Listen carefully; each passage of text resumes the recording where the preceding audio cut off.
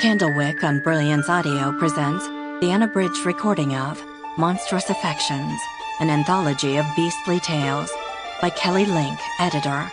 Performed by Amy Rubinate and Nick Podehl.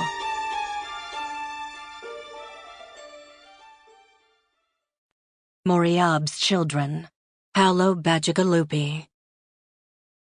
Alani had never seen a kraken, but her people spoke of them often.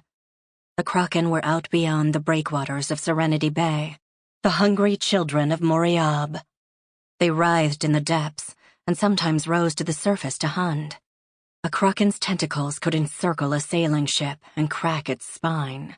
Kraken snapped masts like kindling and swallowed sailors whole.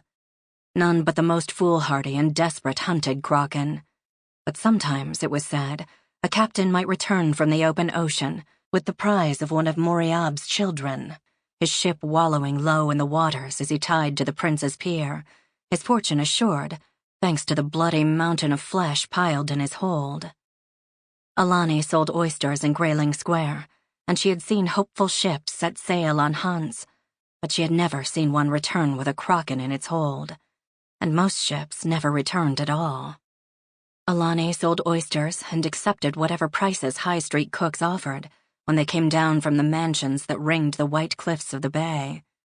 After her father died, Alani prayed to Moriab that she might find and sell enough oysters so that she and her mother would not be forced from their home on Middle Street, and each day she returned home with too little for her efforts. Alani often lingered in Grayling Square until darkness fell, and then stumbled home by the light of the stars. And while she lingered, she listened to the talk of the other fishmongers as they compared their business days and their netted catch, and sometimes they would speculate on what it might be like to return to port with a hold overflowing with kraken spoils. "I saw Grayling when he caught his prize so long ago," old Berica said as she plucked out the last of her flankfish and beheaded it for Trotty March's cook. "The prince threw a fete. Maidens tossed rose petals at his feet as he went up the cliffs to the prince's manor on the point. And behind him his sailors came too.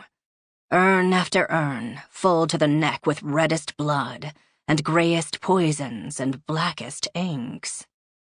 The ink went to lovers' notes, a syrup-sweet filigree to the protestations of devotion that suitors spilled on vellum. The blood went to wealthy bedrooms and was mixed with wine, an aphrodisiac said to besot love. Sample complete. Ready to continue?